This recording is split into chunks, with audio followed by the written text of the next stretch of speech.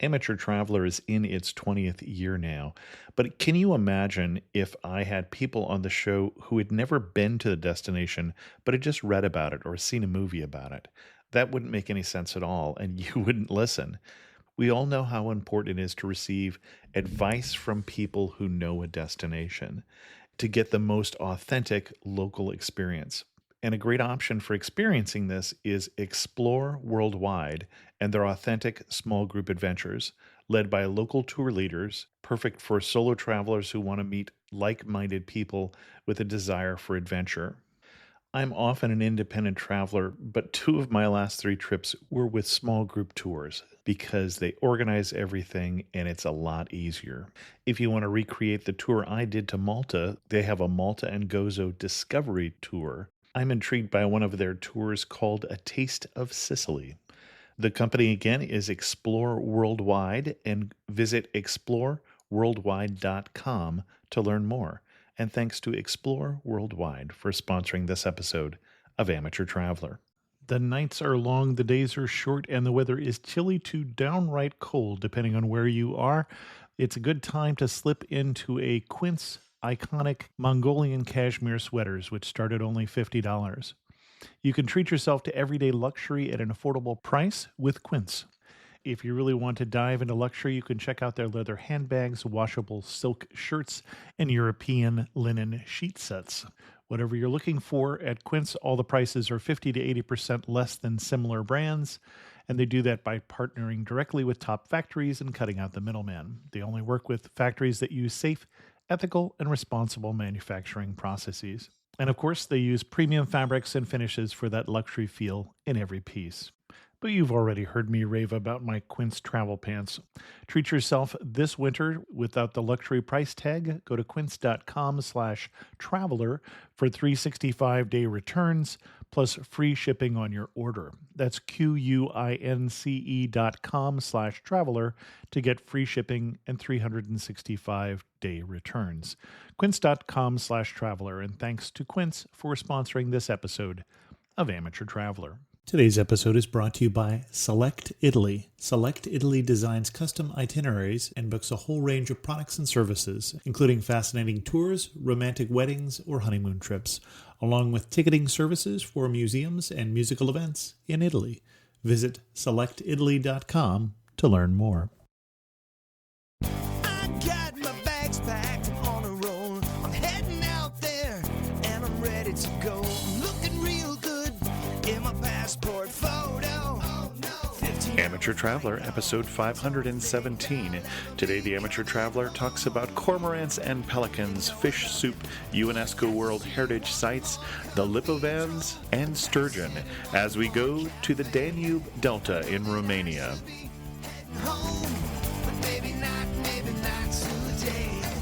Welcome to the Amateur Traveler. I'm your host, Chris Christensen. Before we get into the episode on the Danube Delta, I did want to say there's going to be some sound in here, including some interviews that were recorded by our guest. So I hope you'll enjoy that, as well as some background sounds that will give you some of the sounds of the Danube Delta. With no further ado, the Danube Delta. I'd like to welcome back to the show Christian Cummins, who is coming to us from Austria's national radio. Although he is not Austrian, you may gather from the accent, and come to talk to us about an area of Europe you probably haven't thought about going. Christian, welcome to the show. Hi, Chris. How are you? And I say welcome back to the show because Christian was on episode 348 on travel to Uganda. Where are you taking us today?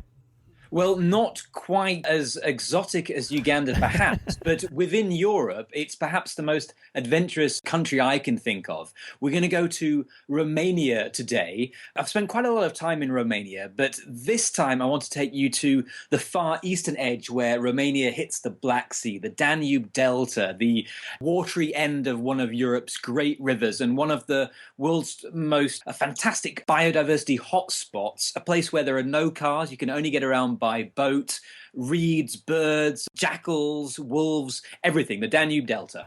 So we're talking about Europe, but we're not talking about your usual let's go to old cities kind of trip, which is one of the things that intrigued me about this one.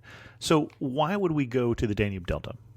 Well, because it's like nowhere else in Europe. I mean, Romania is like nowhere else in Europe. The first time I went was only 2 years ago, and I worked on a farm there and traveled around in Transylvania among the forest where there are still bears and wolves, and you see horses and carts rather than cars in some places. And I found that pretty exotic. And then some contacts I had there said, you've got to go and see the Danube Delta. That's like nowhere else. So I went down there. We had to leave the car behind at a place called Muragiol and then take a 50-minute boat ride to get to the village where I stayed because there are no roads there. It's a labyrinth of creeks and lakes and small channels, all lined with reeds, the sort of reeds you'll find on thatched houses. You could get lost if you're not with a local boatsman.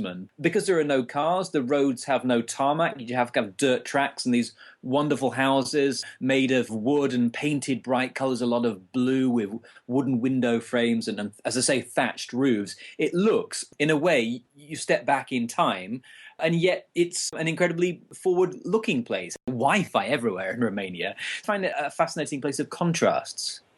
Okay. And you didn't mention it, but let's just put it out there that the Danube Delta is a UNESCO World Heritage Site. Obviously, not the history of it, but the environment, basically. No, yeah. And it's very important you mention that because that's part of its charm and also part of its challenge because thankfully after the communist time when it was basically used as a resource with lots of industrial fishing complexes, it's being rededicated to nature. Nature's allowed to rule the roost there. The pelicans, the cormorants, the storks, they're allowed to rule the roost there. But it has meant some real difficulties for the locals in the way that they used to make a lot of money out of fishing sturgeon, those massive fish where you get caviar from. They can be 250 kilograms. But because, yeah, they can be huge. And of course, if you caught one of those, it could be very lucrative, but they're not allowed to catch them anymore. The local fishermen often grumble about that. It makes absolutely sound ecological sense because if they keep catching them, then they would die out, these magnificent, almost like prehistoric animals. But of course, for the fishermen, they've got to find a new way of living there because the Danube Delta, we always talk about the biodiversity, but it is the human culture that makes it so fascinating. So I guess one thing that really interested me when I was down there was how to keep the communities alive and thriving if they can't go around, catching sturgeon, for example. And of course, with globalization, they don't make much money on their traditional fishing. They used to have rowing boats and catch a couple of fish a day. You can't make a living from that nowadays. Now, how would you tackle the Danube Delta? You talked about how hard it is to get around, and it sounds like really we're getting around by boat. So as a traveler, how am I going to explore the Danube Delta? Where would I start, for instance?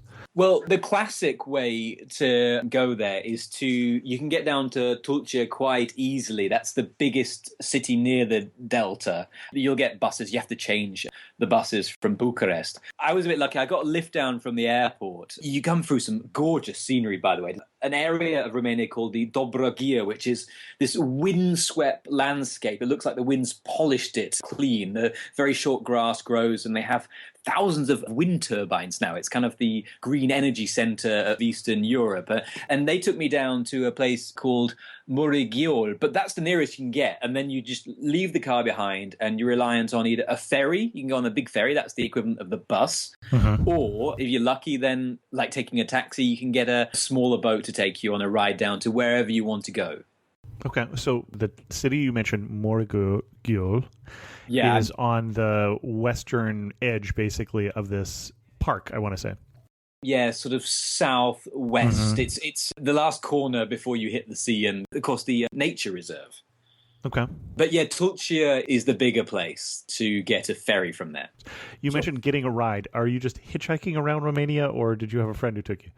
I had a friend who took me. Okay. I was very lucky. I'd been in Romania before and I met some people and someone took me down there, which made life a lot easier and made it easier to explore these hundreds of creeks and lakes and so on. There's 3 main channels, and on 2 channels you can get down on a bigger ferry. But if you really want to explore the more hidden areas, it is good to hire a local boatsman. Of course, that's one way of creating some work for the locals. Or my best advice would be to take a lot of time. Go on a canoe trip and paddle around for days on end. You can camp, you can stay with local fishermen, and that's the way to see the Danube Delta, because it's a place where life is best experienced when you take it slowly. It's a place where the rhythm of life is slower. Don't try and rush through this gorgeous area in a couple of days. Cross it off the list. Go there, enjoy it. Okay, so you say do a canoe trip. Are there canoe outfitters if we didn't happen to bring our own canoe with us on the plane? Absolutely. Okay. Yeah. Do you have one that you would recommend? I met a guy called Theodore. He's actually an architect from the city, but he came down to the Danube Delta, spent a few days taking it slow, canoeing around, and he fell so in love with the area. And he thought, well, this is only by coincidence that I came to do this. I want to make it more easy for people to do that. So he set up an umbrella organization of this sort of slow tourism, where they are providing infrastructure for people to go and have that option of canoeing around, camping, staying with locals, and just enjoying the wildlife without disturbing it. The Danube Delta is not only about nature, because it's also about local communities. What we are trying to sell is this combination of tradition in local villages. For example, we are working also with the local people for develop gastronomy in a traditional way. On one hand, we are trying to bring the tourists which are really interested about the tradition. And on the other hand, we identify the local people which really are in love with their tradition and they are really proud about this, and we make the connection between them. There's been this trend of weekend tourism with speedboats down the narrow islands, and conservationists are very worried about that. I met another conservationist down there whose name was Ovidio, and he said that's the biggest danger for this wonderful area. It's these speedboats and the pace of the city being brought to this rural, watery paradise. The two things can't live together. Tourism can live with the Danube Delta, but perhaps fast, brash tourism isn't fitting for the experience that the Danube Delta is all about. Actually, the main threat, I think, is the speedboat. If an engine has more than 50 horsepower, it shouldn't be on the small channels in the Delta. The main threat, I think, it's us, the human, and the speed that our life has. We want to see everything in just 1 day or two. We want to experience everything in just 1 hour or two, and it's not like that. Okay. So you went out on a canoe trip? Yeah, I did. I tried it out. Having said you should do it for 5 days, I didn't do it. I did it for a couple of days. I do intend to go back. I was trying to get an overview of a lot of different parts of the Danube Delta. If I went back, I would spend a lot more time slowly paddling around. I went around on a boat to meet lots of different people to talk about what they were doing down there. I was also trying to eat a lot, to be honest, because the food in the Danube Delta is quite astonishingly good.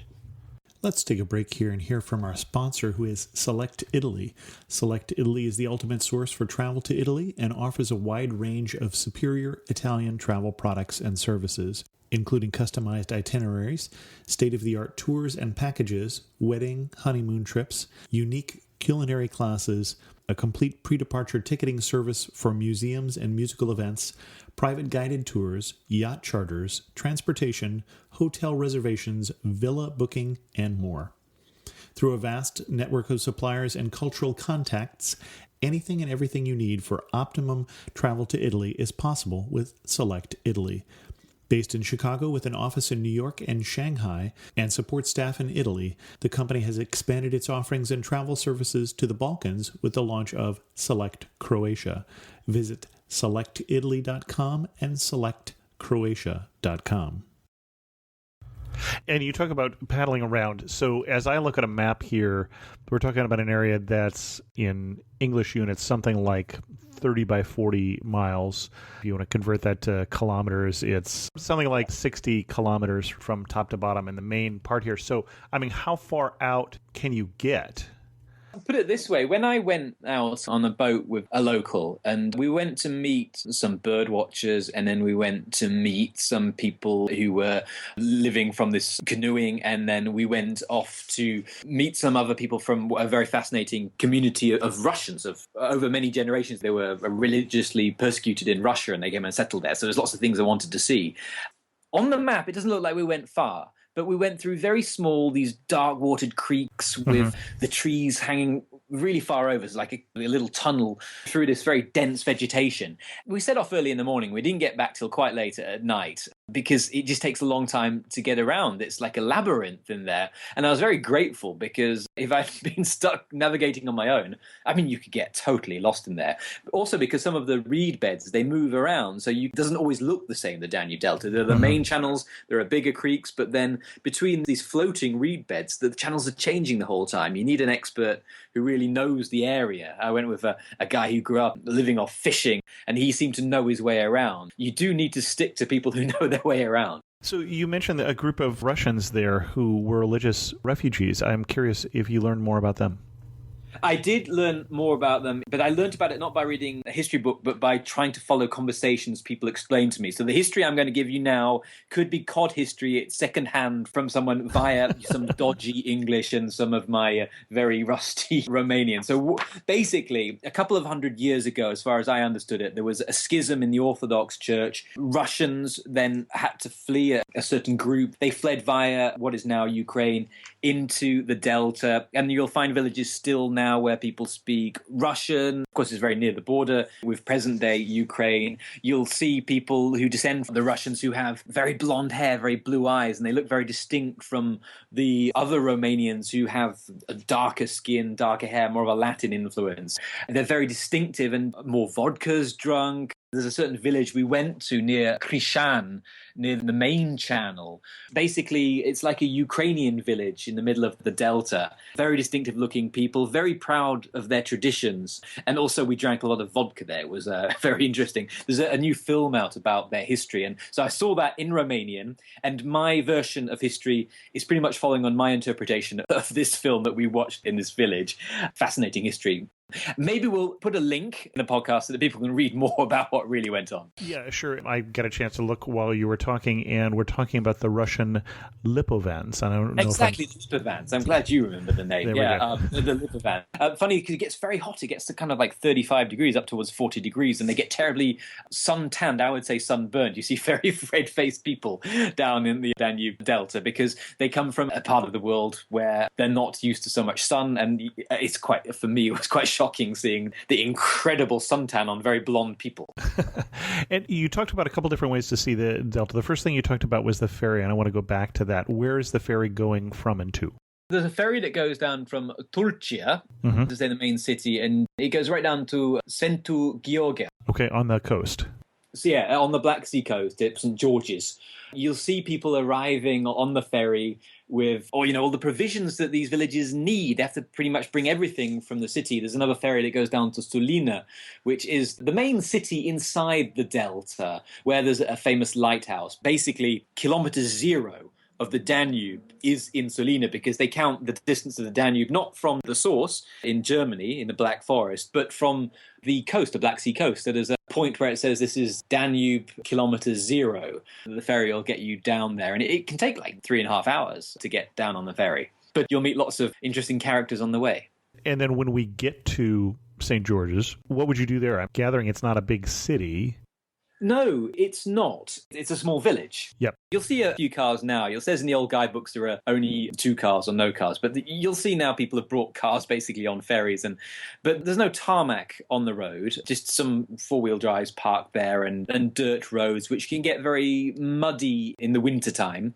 There's been a battle over whether to build concrete walkways or not, because that's what the locals really want. And people involved in tourism say, no, this will destroy this wonderful rural experience. And they say, we don't care. We don't want to get our feet muddy in winter, as we have done for centuries. So there's this kind of a battle between what sort of modernization is the right way for the village. But it's gorgeous like that because you're not bothered by cars buzzing around. I used to go for a jog in the morning and just run by past the barking dogs, looking at the fishermen mending their nets, going out to the river and, of course, into the mouth of the river to get some fish. You'll see turkeys wandering around in the streets. There are horses grazing in these kind of swampy grasslands. It's beautiful. And then are some people just going out there for tourism? There are beaches out in that direction then.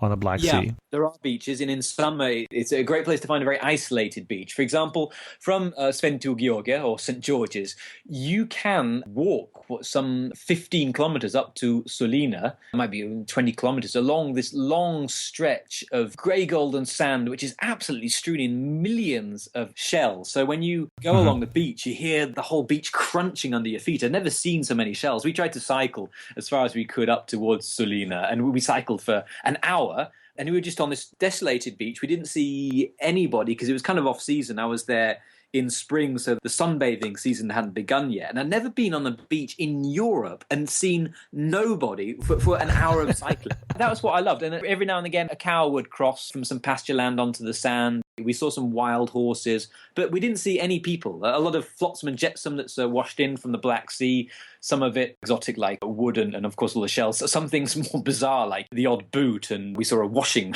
machine. It's desolate and beautiful in winter, and of course more of a sunbathing area in the summer. Okay.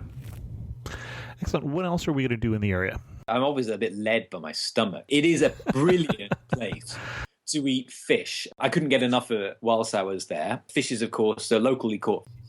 All freshwater fish. Of course, it's right by the sea, but mostly I had freshwater fish, mostly in soups with a sort of dash of paprika, served with this marmaliga, which is a sort of polenta, stodgy polenta type side dish that gives you the oomph you need after a long day out in the water channels. I loved eating. And I particularly loved going to look at the bird life, of course. This is one of the world's most important biodiversity havens. I met a lot of bird watchers down there who were telling me about the migratory patterns of the birds. It's one of the first ports of call when these birds arrive back from Africa after the winter migration season. And so you'll see very, very exotic birds. The big marquee birds, I guess, like the pelicans and the cormorants and storks, which you'll see making their nests on lampposts and in the roofs of these thatched houses.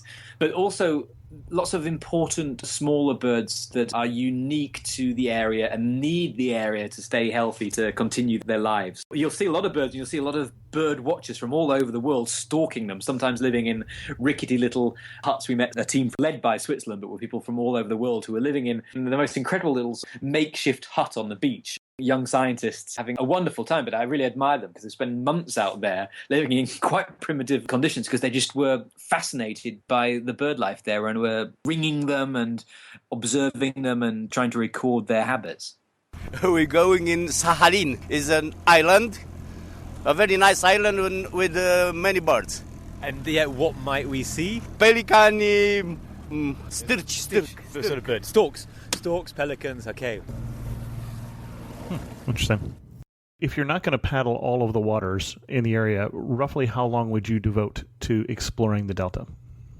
Well, I was there for a week. And as I say, when we talked about canoeing, I was like, well, I didn't do it for very long and I would have gone for longer. I mean, I would recommend someone to go for 2 weeks and really zone out of our ultra-fast modern life because it's made for that. You're not going to get lots of thrills. It's not a place where you want to go water skiing. What you want to do is wake up in the morning surrounded by the sounds of the squawking birds, the frogs in this incredible wetlands, get to know some of the locals, try some of the food, and just absorb that stress-free, vibrant culture. So I think the more time you spend there, the better. Of course, you can do it in a few days. What I would do is not try and see it all in 2 or 3 days. Go to one small village, maybe St. George's, because I found that a really beautiful village, that wonderful variety of being right on the coast and being riverside. Or to Christian, which is also really interesting, or Sulina, which is a fascinating town. It's got an incredible history because they had a kind of prototype European Union set up there, this commission of the Danube. It was called the European Commission in the 19th century, where they were trying to work on some European trans-border cooperation so they didn't have another Crimean war. So it's a place with a lot of history to learn about. Maybe stick to one place if you're there for a few days and just try and absorb it. Okay. Now, my take is, if it's my first trip to Europe, this is not my first spot that I'm going to, but maybe if I'm on a longer trip, this might be a nice break from European capital city after European capital city is take a break here in more of the wilderness and more of the seashore. Does that make sense to you? Absolutely. I would go to Romania as a whole. Romania is, I think, one of the least well understood countries in Europe. And for me, it is absolutely dreamily charming because the people are exuberant, charismatic. They've got this sort of Latin mentality, incredibly welcoming, with this very open-mindedness. So I would say go there to the Delta, and either before or afterwards, go up to Transylvania, go and see the old German villages where they used to live in these sort of little village fortresses. Go to see these old farming villages where people still live with a huge variety of seeds, and they work in the old ways, the soft ways of farming. You'll see them walking the cows out in the morning, milking them by hand. Travel around the country, go to the forest where there are still bears, and there are still wolves, and there are still shepherds wandering around with their flocks. They watch their flocks in person with these beautiful big dogs who you might want to stay away from. But there's enough in Romania to keep anyone who's not been to Europe going for a good month. I spent 3 weeks in just Transylvania and a bit of Bucharest and thought, this isn't enough. So I'm sounding like I'm working for the tourist board. I'm not. But Romania is somewhere I felt that adventure was outside of Europe. You had to go to Africa, to Asia, somewhere very far away to find something that challenged you and made you think that life is led in a very different way, that life doesn't have to be the way that I lead it in Western Europe. And I found that often in Romania, and that's why it pulls me back with this mix of nature and a very proud culture and a way of trying to protect their ways of doing things, the way they look after their farmland, the way they make their cheese. It's a beautiful country. And we should say, in terms of somebody looking for adventure, we have to put this in the context of this is coming from somebody who decides that bicycling around Uganda is a pretty good way to spend some time off. So yeah, when you talk about adventure, I just want to calibrate it for people. So. I did cycle around Romania. It's a great place to, of course you did. In Romania. But do you know what? It's a great place because what you will want to have in Romania is an appetite. I spoke about the fish in the Delta, but particularly when I was working on a farm, they have these wonderful sort of packages of mincemeat rolled in cabbage. They always have this homemade brandy to wash stuff down with. And you don't want to go there and try and be on a diet. Because you would miss out on so much fun. This marmaliga, it's real stodge. As I say, it's like polenta.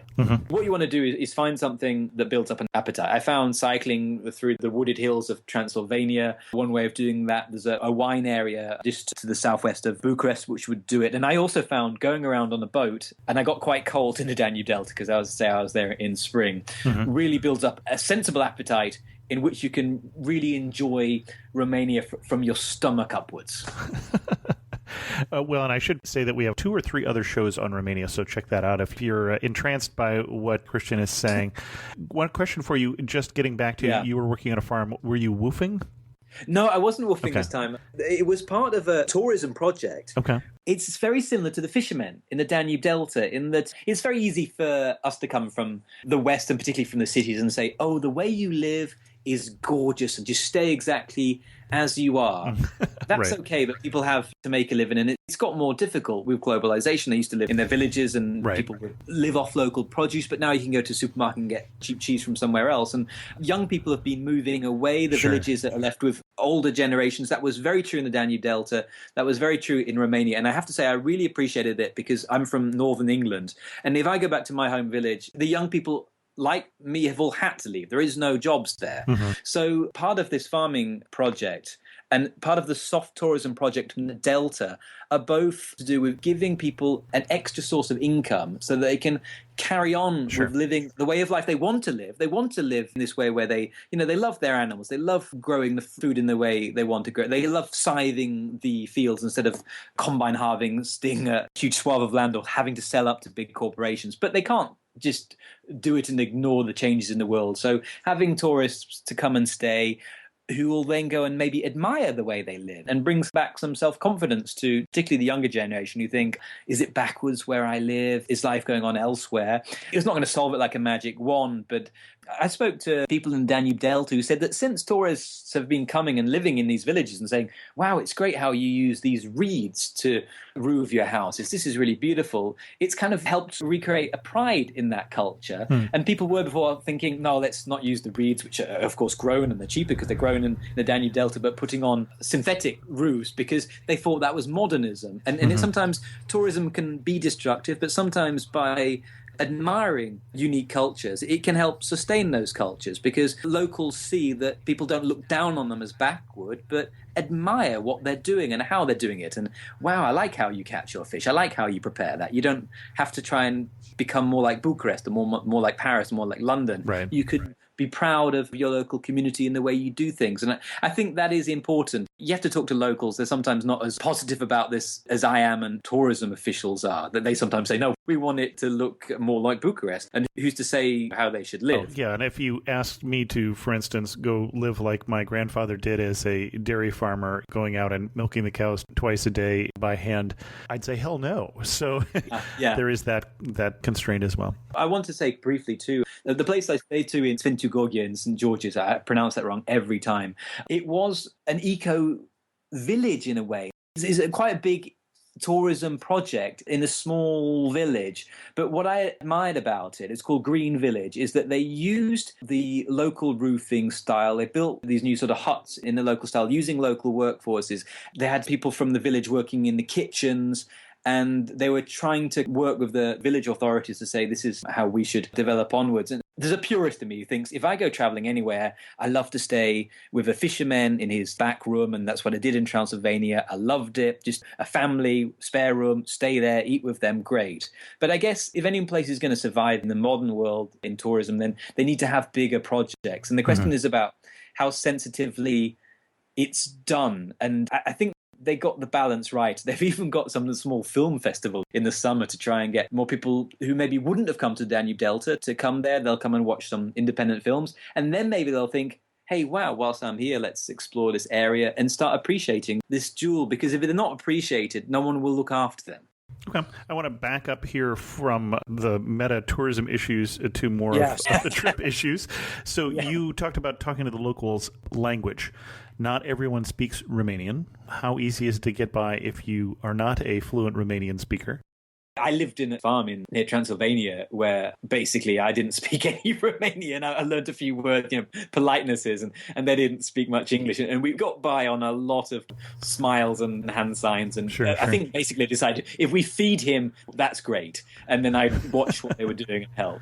There are a lot of people you'll find in the Danube Delta who do speak English. And when I really wanted to know what local people thought about the fishing and their traditions and the birds, I had a guy from Bucharest who was living down there called Bogdan, who then kind of served as in a way, a translator. I would ask him to ask the fisherman. I'm in love with Danube Delta, one of the last places in Europe where the nature is still virgin, where everything revolves around the nature and is not dominated by concrete, by supermarkets and stuff like that. It's like a travel back in time. And it worked like that. But it is handy to have someone who can work as an intermediary for you if you want to really speak to the locals. As tourism has been growing ever since the fall of communism, people have been getting better and better at communicating with tourism. Right. It is at least a Romance language, so it is related to some languages that people already know. Yes, it is. And if you see it written down, I speak French and I speak a bit of Italian, you think, I know what they're talking about. But when I hear it, I'm not so sure. Mulțumesc means thank you. Noroc means cheers. We're getting to the limits of my Romanian now. Excellent. Before we start to wind this down and get to my last 4 questions, what else should we know before we go to the Danube Delta? Take some good boots, because anywhere where there are no roads, you're going to have muddy streets, and the weather can be very, very hot in summer, very, very cold in winter. Best time to go probably when? April is a wonderful time to go, April, May, because of the amount of migratory birds who've just arrived. It depends on your personality. I'm very antisocial. So the summer, not as much. Yeah, I was there late April. I underestimated how cold it could get. I actually got a terrible cold there on my day, buzzing around on the channels because we were out there all day, and we decided that we'd keep warm by drinking plum brandy. In future, I would have packed a few thermal layers and an extra coat. And less of the plum brandy, and I think I would have enjoyed the day more because it's famous for its wind. The wind comes off the Black Sea, the wind comes along the river, you'll feel the chill of the wind. So hardy people will love spring and late autumn's gorgeous. Someone told me they spent New Year there and they said it was the best New Year of their life. Summer, of course, beach time, very, very hot. I mean, maybe 35 degrees, so maybe you don't like the heat too much. That's not the best time to go. Okay. One thing that makes you laugh and say only in the Danube Delta. Oh, let me think about that. There are so many things that made me laugh. While you're thinking, 35 degrees for my Fahrenheit friends is about 95. Okay, I'll tell you what, it's the only place, and I did mention this earlier, but you can cycle along a beach with these millions of shells. And I'm not exaggerating with millions. I'm a journalist, we like to exaggerate, but there were literally millions of shells crunching under the tires. Keep going and seeing no one else. Desolation, in the good sense of the word, in Europe, which is something, Europe's a very, very crowded continent. I love going to America because of the big, wide open spaces. I always have the feeling we don't have that in Europe. And then you get to the Danube Delta and you think, yeah, we do have it. You just have to go very far east. Excellent. You're standing in the prettiest spot you saw. Where are you standing? What are you looking at? Okay. I'll stand in a boat. Okay. So I'll be very careful. You can sit in the boat if you'd prefer. So. Okay, I'll stand. I've got a nice driver, but he's driven us out to a little alluvial sandbank called the Sakhalin Islands. And there you'll see colonies of pelicans, and you'll see cormorants, and you'll see these reed banks. It's got the highest concentration of reed banks in the world. They're very tall, maybe twice my height, and I'm not that short. And they sway in the wind. They're kind of a golden color. And just below these reeds, you'll see little cubby holes where fishermen are hiding in little corners with their rods out, trying to get some local delicious fish, I think just to take home for their own plates. The sound of the water and the birds there, if you just stop the engine, better if you're in a canoe, and just listen to so much biodiversity singing at you. Someone told me when I got there, I love it because of the quiet here. But if you wake up in the morning, you realize that it isn't quiet. It's just not loud with motor noises. It's loud with frogs and amphibians and birds. And you can even hear jackals in some areas, which is in Europe very rare. Interesting. Finish this thought. You really know you're in the Danube Delta when you've got your face full of a lovely, warming fish soup with the fish really tender in the water, and you've got a nice plum brandy to wash it down, and you know that if you go to bed at like 9 in the evening, no one will mind. It's not, you can just really, no one will know. You can just take life slowly, switch off your mobile phone. You know what? Romania has internet everywhere, but turn it off. Try and reconnect with this nature that is not that easy to find in this scale in a crowded continent. And lastly, if you had to summarize the Danube Delta in 3 words, what 3 words? I'm using hyphens. Warm people, cold winds, rich biodiversity. So you're cheating is really what you're saying. Excellent. Excellent. Our guest has been Christian Cummins. Christian, I don't believe you have a travel blog where people can read about your travels. I've got a YouTube channel where I'll put up a lovely video. Oh, excellent. Okay. When I get around to it, of the Danube Delta. So you can see some of the images I tried to convey through words. It might help if I had the video. Thank you so much for coming on the show and sharing with us your obvious love for Romania. Yeah, have a lovely day back in the United States. Bye-bye. In news of the community, I heard this week from Simon, who wrote and said, "You may remember I emailed you 2 years ago, or not, about a trip I had planned to California that got canceled at the last minute due to a heart attack. Well, now, feeling better, I have just come back from visiting your home state and loved it. I used the podcast on San Francisco, Yosemite, and the Eastern Sierra Nevada to plan my trip. I didn't get to listen this visit, the podcast I was waiting to listen to on the way out in 2014, as I wanted to take things a little easier. My 3 words to sum up California would be waterfalls, weather, and big. Waterfalls due to the number in the national parks I walked to, weather because of how good it was in San Francisco while I was there, and the trouble it caused my plans with the roads over the Sierra Nevada being open or closed, and big because of the size compared to the UK, the huge sequoia trees, which I loved. Keep up the good work making these informative and entertaining podcasts. Regards, Simon." Well, Simon, I'd have to say when you say weather and you say how good it was in San Francisco, you should consider yourself fortunate, especially because this time of year and in the wintertime, you can definitely run into some weather there, and it is a cool place. But of course, coming from the UK, it probably would have felt right at home. With that, we're going to end this episode of The Amateur Traveler. If you have any questions, send an email to host@amateurtraveler.com or tell us where you went because of The Amateur Traveler and what 3 words you would use to summarize the destination. Leave a comment on this episode at amateurtraveler.com.